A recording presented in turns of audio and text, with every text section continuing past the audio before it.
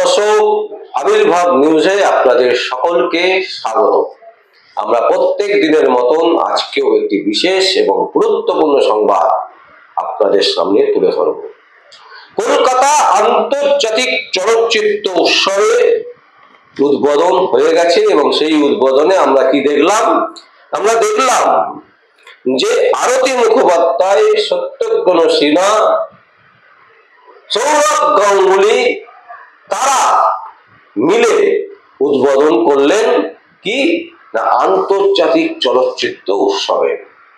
এবং সেই উৎসবে আমরা যেটা দেখলাম সেটা হচ্ছে যে দুজন মানুষকে, এক হচ্ছে আরতি মুখোপাধ্যায় এবং সত্যব্রত সিনহাকে বঙ্গ বিভূষণে সম্মানিত করা হলো। উদ্বোধনী মঞ্চে বঙ্গ বিভূষণে সম্মানিত করা হলো তাদেরকে, আরতি মুখোপাধ্যায় এবং সত্যব্রত সিনহা। আরতি মুখোপাধ্যায়কে সম্মান জানিয়েছেন, তাতে কোনো আপত্তি নেই আমাদের, এবং সেটা নিয়ে কোনো কথা থাকতেও পারে না।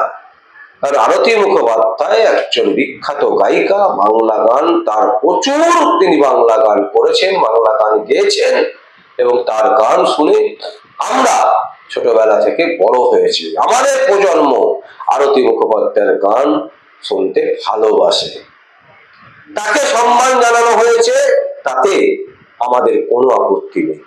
কিন্তু প্রশ্ন থেকে যাচ্ছে যে সত্যব্রত সিনহা, যিনি বাংলা নিয়ে কখনো ভাবেননি, যিনি বাংলাতে কোনো কাজও করেননি, যিনি একটি মাত্র ছবি অন্তর্জলি যাত্রা, যে ছবির জন্য তিনি পুরস্কৃত হয়েছিলেন, এবং সেই ছবি বাংলা ছবিতে করে তিনি লাভবান হয়েছেন। বাংলা লাভবান কতটা হয়েছে সেটা আমরা জানি না। তো সেই সত্যব্রত সিনহা, তাকে বঙ্গবিভূষণে অ্যাওয়ার্ড দেওয়া হচ্ছে, পুরস্কারে পুরস্কৃত করা হচ্ছে, কেন? এটা কিন্তু এখনো আমাদের বোধগম্য হলো না। আমরা এটা বুঝলাম যে মুখ্যমন্ত্রী মমতা ব্যানার্জির সাথে তাল মিলে তার দলে নাম লিখিয়ে এবং তিনি একটি সাংসদ হওয়ার জন্য তাকে এই পুরস্কারটা দেওয়া হলো। মানে সত্যব্রত সিনহা যেহেতু তৃণমূল কংগ্রেসের একজন সাংসদ, তৃণমূল কংগ্রেসের কর্মী, তাই তাকে বঙ্গবিভূষণের অ্যাওয়ার্ড দেওয়া হলো। এবং আরো একটা দিক আছে যে কারণে সত্যব্রত সিনহাকে দেওয়া হলো, অন্য কাউকে নয়। তার কারণ হচ্ছে বাংলার বহু মানুষ আছে যাদেরকে এই সম্মান দিতে গেলে হয়তো তারা রিজেক্ট করে দেবে।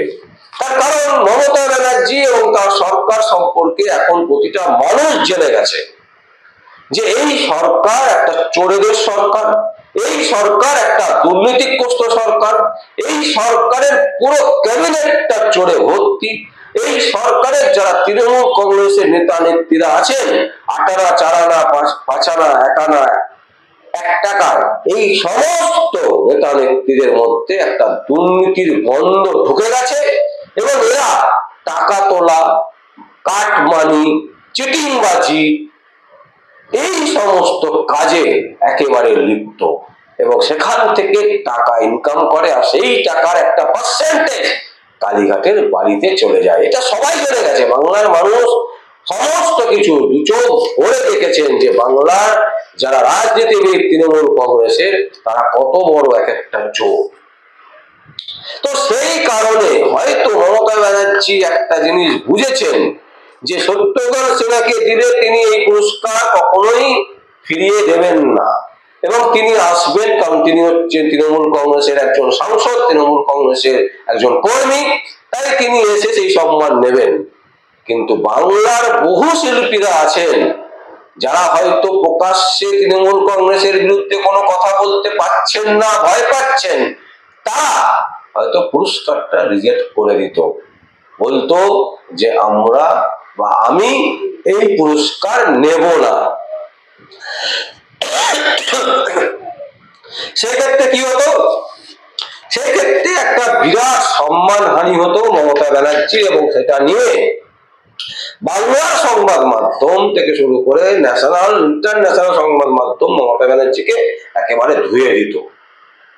তাই সেই জায়গাটা তিনি না গিয়ে দুজন মানুষকে তিনি এই বঙ্গবিভূষণ সম্মানে সম্মানিত করলেন, এবং তাতে কি হলো, চুপচাপ এরা পেয়ে গেলেন পুরস্কার, সেইভাবে কোনো ঢাকঢোল নেই।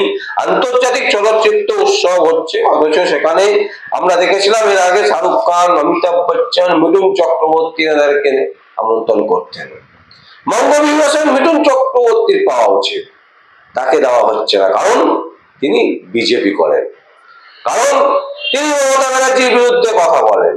যখন তিনি বলতেন না, তখন তাকে একেবারে দাদা দাদা করে নিয়ে এসে, ভাই ভাই করে নিয়ে এসে একেবারে মঞ্চে আলো করে থাকতো মিঠুন চক্রবর্তী এই আন্তর্জাতিক চলচ্চিত্র উৎসবে। আমরা দেখেছি শাহরুখ খানকে পর্যন্ত নিয়ে আসতে এবং অমিতাভ বচ্চনকে, কিন্তু শাহরুখ খান যতদিন তিনি বাংলার ব্র্যান্ড অ্যাম্বাসাডার ছিলেন ততদিন তিনি কিন্তু এসছেন, তারপর তাকে ডাকলে হয়তো তিনি আসবেন না, সেটা মমতা ব্যানার্জিও বুঝতে পারছেন, তাই সাহস করেননি। অমিতাভ বচ্চন তো অনেকবারই বলে দিয়েছেন যে আমাকে আর বলবেন না, বারবার আসতে পারবো না। তাই থেকে গেল কি, এই মাত্র দুজন যাদেরকে পেয়েছেন পুরস্কার দেওয়া যেতে পারে, তাদেরকে পুরস্কারটা দিয়ে নিজের সম্মান বাঁচিয়েছেন বলেই আমরা মনে করছি। এবং এই ধরনের যে আন্তর্জাতিক চলচ্চিত্র উৎসবে, যেখানে চলচ্চিত্র উৎসব, সেখানে মিঠুন চক্রবর্তীর মতো মানুষকে নিমন্ত্রণ করা হবে না, আমন্ত্রণ করা হবে না, এটা কোন ধরনের রাজনীতি? এটা কি তৃণমূল কংগ্রেসের পৈতৃক সম্পত্তি? মমতা ব্যানার্জির বাবা কিংবা মা এটা উদ্বোধন করে গেছেন যে তার বাড়ি থেকে কনসার্ট করা হয়? তা তো নয়, এটা রাজনীতির বাইরে রাখা উচিত। যে পার্টি করুক না কেন, তাকে তার যা সম্মান সেটা জানানো উচিত। কিন্তু এই বাংলার বুকে মমতা ব্যানার্জি যে জিনিসটা তৈরি করার চেষ্টা করেছেন, এবং একাংশে তিনি কিন্তু সফলতা পেয়েছেন, তিনি কিন্তু সফল ব্যক্তি, কারণ তিনি বাংলার বেশ কিছু জায়গায় তিনি কিন্তু একেবারে বিষ যে রক্ত বলা, সেই রক্ত কিন্তু ঢুকিয়ে দিয়েছেন। তাই তিনি তৃণমূল করবেন বা সিপিএম করবে বা কংগ্রেস করবে, কেউ কারোর সাথে কথা বলবে না, কেউ কারোর সাথে মিশবে না। আমি তৃণমূল, আমি শেষ কথা বলবো, ভাই তুমি বিজেপি করো, তোমার কথা শুনবো না। একটা সময় কিন্তু সিপিএম ছিল, একটা সময় কংগ্রেস ছিল, তারা কিন্তু আমরা দেখেছি যে দুই নেতা একই জায়গায় বসে সারাক্ষণ বসে আড্ডা মারছে, চা খাচ্ছে। মতদর্শন আলাদা হতে পারে, রাজনীতি আলাদা দল হতে পারে, কিন্তু প্রথম তো তারা মানুষ। সেই মানুষের যে মনুষ্যত্ব, সেই মনুষ্যত্বকে বিসর্জন দেওয়ার জন্য মমতা ব্যানার্জির যে প্রয়াস, সেই প্রয়াসে কিন্তু তিনি অনেকাংশে একেবারে বলা যেতে পারে সার্থকভাবে তিনি কিন্তু কাজ করতে পেরেছেন এবং তিনি সাকসেস।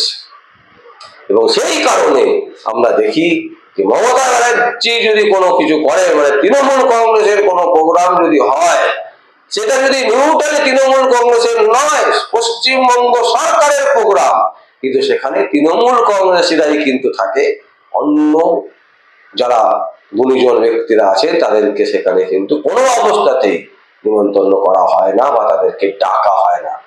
এবং এখান থেকে তিনি যে দূষিত রক্ত সাধারণ মানুষের মধ্যে পুশ করে ঢুকিয়ে দিয়েছেন, সেই রক্তই কিন্তু এখন বয়ে বেড়াচ্ছে সারা পশ্চিমবঙ্গ।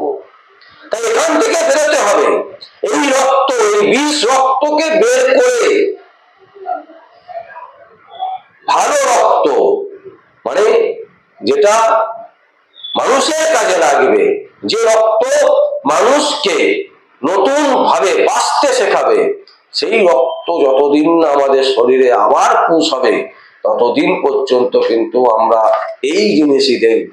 এবং এই ধরনের যে মানুষের যে মারামারি, মানুষের যে রাহাজানি, একজন মানুষকে দেখলে আরেকজন মানুষের যে হিংসা, ঘৃণা, এই জিনিস বাড়তেই থাকবে, কোনো অবস্থাতেই কমবে না। এবং তার বীজ কিন্তু মমতা ব্যানার্জি একেবারে সুন্দর করে পুঁতে দিয়েছেন, এবং এই বীজ কিন্তু তিনি জল দিয়ে আস্তে আস্তে করে বড় করার চেষ্টা করছেন, একটা বৃহৎ গাছ তৈরি হয়।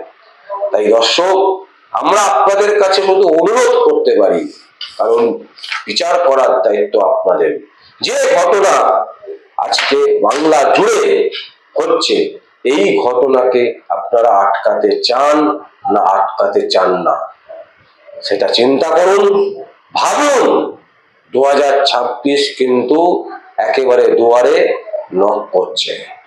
এইবার যদি আপনারা না পারেন, তাহলে কিন্তু ভবিষ্যৎ, বাংলার ভবিষ্যৎ যে কোন তলানিতে গিয়ে যাবে, সেটা কিন্তু একেবারে স্পষ্ট। দর্শক, আমরা এই সংবাদ আপনাদের সামনে তুলে ধরলাম। যদি আপনাদের কোনো বক্তব্য থাকে, কোনো কমেন্ট থাকে, অবশ্যই আপনারা কমেন্ট বক্সে কমেন্ট করবেন। আর দেখতে থাকুন পরবর্তী সংবাদ আবির্ভাব নিউজে। আমার নাম বিশ্বজিৎ পাল, আবির্ভাব নিউজের জন্য।